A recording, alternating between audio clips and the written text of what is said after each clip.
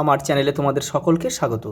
আজ আমরা ক্লাস 8-এর রায় মার্টিন প্রশ্ন বিচিত্রা থেকে পরিবেশের দ্বিতীয় পর্যায়ক্রমিক মূল্যায়নের 12 নম্বর স্কুল সলভ করব।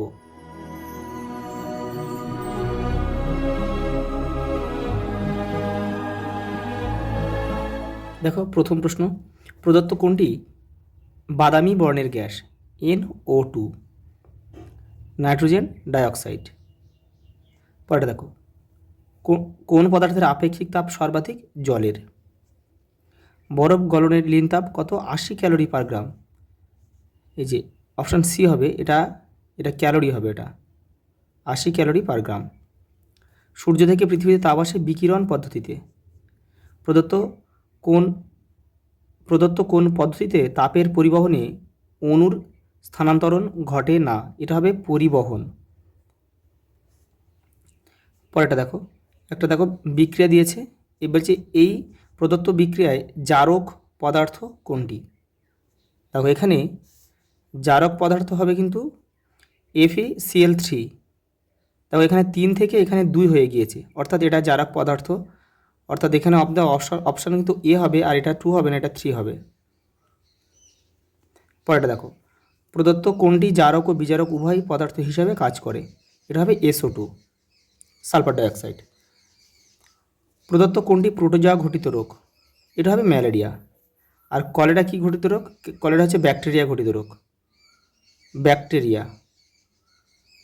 Vibrio colliery. যক্ষা কি ঘটিত রোগ? যক্ষা হচ্ছে, এটাও কিন্তু ব্যাকটেরিয়া ঘটিত রোগ। আর এইডস হচ্ছে ভাইরাস ঘটিত রোগ। সালোক সংশ্লেষ প্রক্রিয়া হলো একটি তাপমোচী না তাপগ্রাহী তাপগ্রাহী? এটা হচ্ছে তাপগ্রাহী একটা প্রক্রিয়া। মাছের একটি বহিরাগত কার্ভ হলো, এখানে হবে সিলভার কার্ভ। পরেটা দেখো, একটা বিক্রিয়া দিয়েছে, দেখো প্রদত্ত বিক্রিয়াটি জারণ না বিজারণ? বিক্রিয়াটি বলেছে বিক্রিয়া যুক্তি সহ লেখো। আচ্ছা, এটা কিন্তু একটা জারণ বিক্রিয়া। কারণ এটা কারণটা লিখবে, কারণ এখানে ইলেকট্রন বর্জিত হয়েছে। কারণ এখানে ইলেকট্রন বর্জিত হয়েছে। পরেটা দেখো, লোহার সাইকেলের হ্যান্ডেলের উপর নিকেলের প্রলেপ দিতে হলে তড়িৎ বিশ্লেষ্য পদার্থ হিসেবে কি ব্যবহার করা হবে? এখানে নিকেল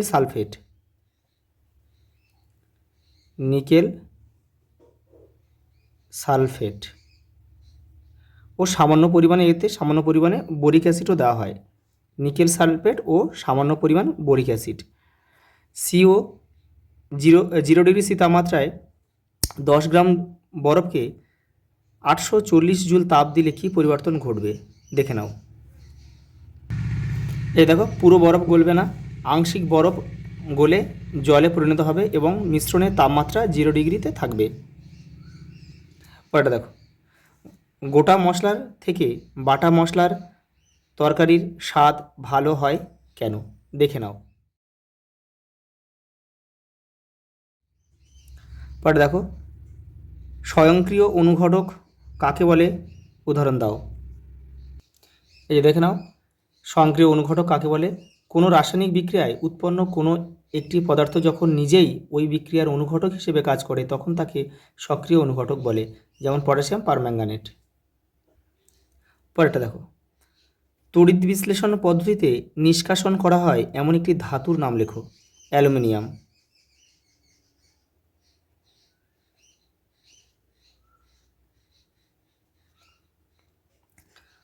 অম্লায়িত জলের তড়িৎ বিশ্লেষণে ক্যাথোডে ও অ্যানোডে উৎপন্ন গ্যাসদ্বয়ের অনুপাতের আয়তনের অনুপাত কত? এখানে আয়তনের অনুপাত হবে 2:1, কেন হাইড্রোজেন আর অক্সিজেনের এখানে কিন্তু উৎপন্ন হয়। ক্যাথোডে হাইড্রোজেন আর অ্যানোডে হচ্ছে oxygen. Hydrogen is to oxygen, এর আয়তনের অনুপাত 2:1। HIV-র পুরো নাম কি? Human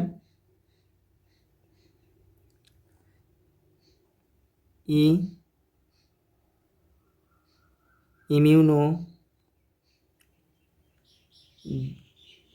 deficiency virus. আমে কোন ফাইটোকেমিক্যাল উপস্থিত থাকে? Beta carotene.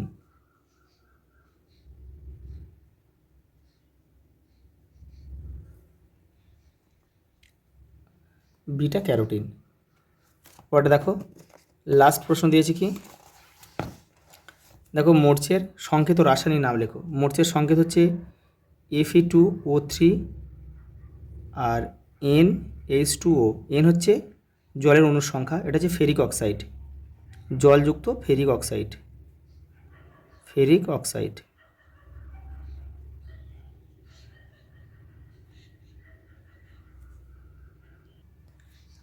দেখো 3 দাগের এক একটা প্রদত্ত বিক্রিয়ার সমীকরণ, একটা সমীকরণ দেওয়া আছে। সমীকরণটির জারণ বিজারণের ইলেকট্রনীয় ধারণার সাহায্যে ব্যাখ্যা করো। দেখে নাও। এই দেখো আমি এখানে করে দিয়েছি বিজারণ আর জারণ, এখান থেকে তোমরা এটা পুরোটা করে নেবে। পরেটা দেখো, গাঢ় H2SO4 অপেক্ষা লঘু H2SO4 তীব্র হয় কেন? দেখে নাও। দেখো জলে দ্রবীভূত অবস্থায় অ্যাসিড H+ আয়ন মুক্ত করে। গাঢ় H2SO4 জলের পরিমাণ কম থাকায় এটি পুরোপুরি আয়নিত হতে পারে না। অন্যদিকে লঘু H2SO4 দ্রবণে অ্যাসিডটি সম্পূর্ণভাবে আয়নিত হয়ে বেশি মাত্রায় H+ আয়ন উৎপন্ন করে, তাই এটি বেশি তীব্র। পরেটা দেখো, তড়িৎ লেপন কি? এর একটি উদ্দেশ্য লেখো।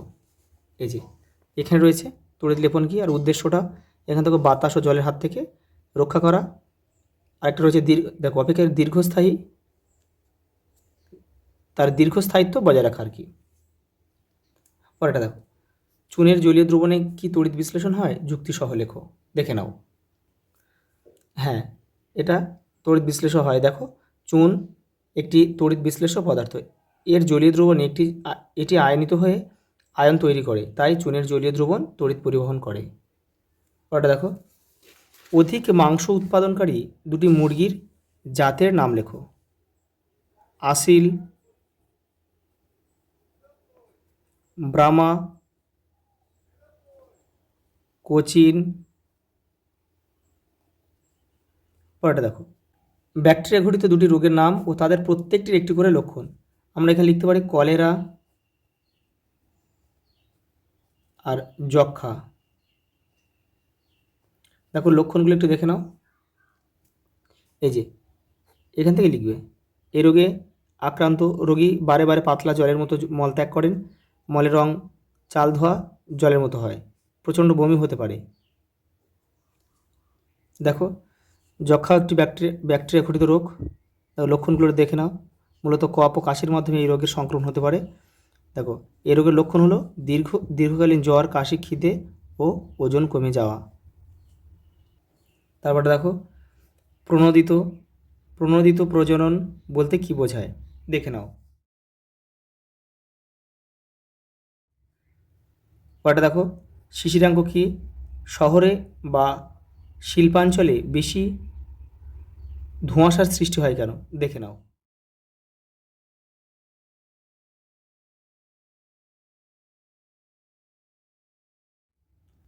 পরেরটা, গলনাঙ্ক নির্ধারণ করার সময় চাপ কত ছিল তা উল্লেখ করার প্রয়োজন কেন? দেখে নাও। জল অপেক্ষা দুধ তাড়াতাড়ি গরম হয় কেন?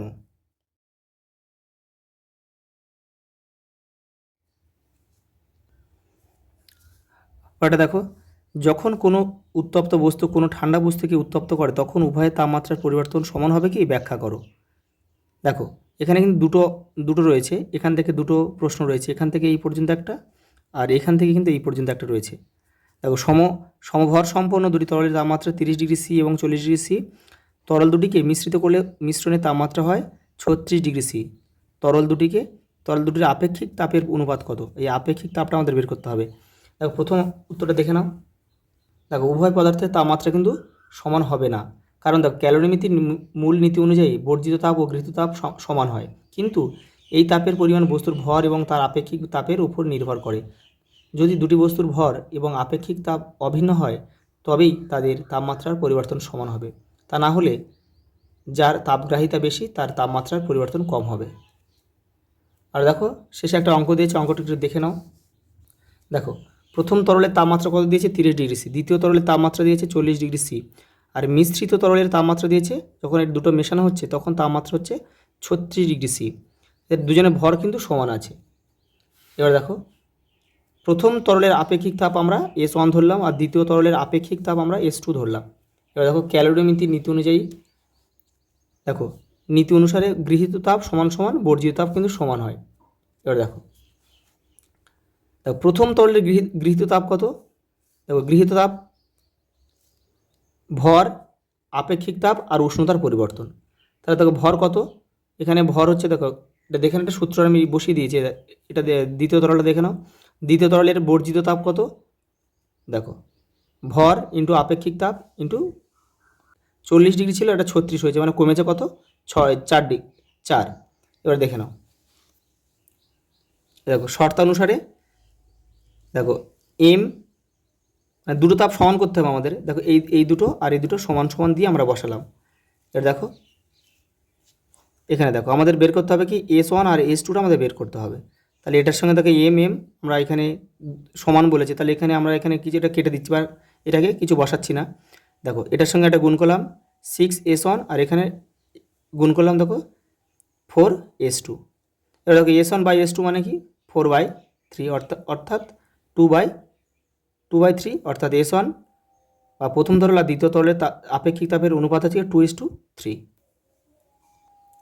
পরেটা দেখো চিত্রসহ থার্মোফ্লাক্সের কার্যনীতি ব্যাখ্যা করো। 45 নম্বর পেজে রয়েছে তোমাদের বইয়ে, দেখো এখান থেকে করবে। এই চিত্রটা কিন্তু বলে দিতে হবে, এই চিত্র দিতে হবে আর কার্যপ্রণালীটা এখান থেকে তোমাদের লিখতে হবে। পরের প্রশ্ন দেখো চা চাষ পদ্ধতির বিভিন্ন ধাপগুলি সংক্ষেপে বর্ণনা করো। এই যে চা চাষের পদ্ধতির বিভিন্ন ধাপগুলো সংক্ষেপে বর্ণনা করতে বলেছে। এই জমি তৈরি, চারা গাছ লাগানো, সার প্রয়োগ, জলসেচ, এগুলো অল্প অল্প করে লিখতে হবে। এবারেও রয়েছে কি কিছুটা।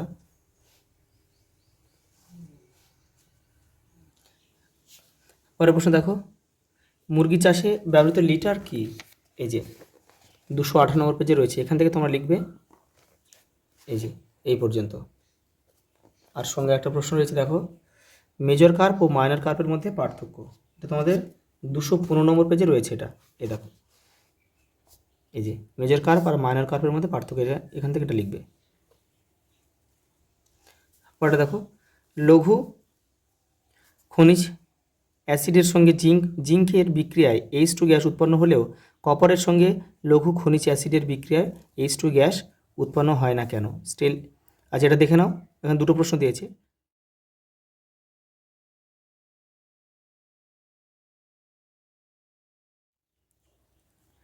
সঙ্গে একটা প্রশ্ন দিয়েছে দেখো স্টেনলেস স্টিলের উপাদানগুলি লেখো। এটা লোহা, নিকেল, ক্রোমিয়াম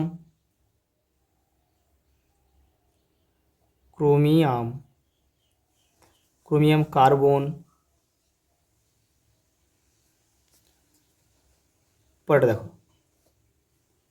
লাস্ট প্রশ্ন বহুতল বাড়িতে ছাদে ত্রিকোণ কণাযুক্ত ধাতব সূচিমুখ লাগানো থাকে কেন। এর সঙ্গে একটা প্রশ্ন দিয়েছে দেখো দৈনন্দিন জীবনে তড়িৎ স্ফুলিঙ্গ সৃষ্টির একটি উদাহরণ দাও বজ্রপাত ছাড়া। এই দেখো প্রথম প্রশ্নের উত্তরটা দেখে নাও, এখান থেকে তোমরা লিখলে হয়ে যাবে, এটা তোমাদের লিখতে হবে, এখান থেকে এটা লিখলে হয়ে যাবে। আর লাস্ট এটা দেখো এটা দৈনন্দিন জীবন, এটা চিরুনি দিয়ে চুল আঁচড়ানোর সময় কিন্তু এটা ঘটে। আজ এই পর্যন্ত, দেখা হবে পরের ভিডিওতে।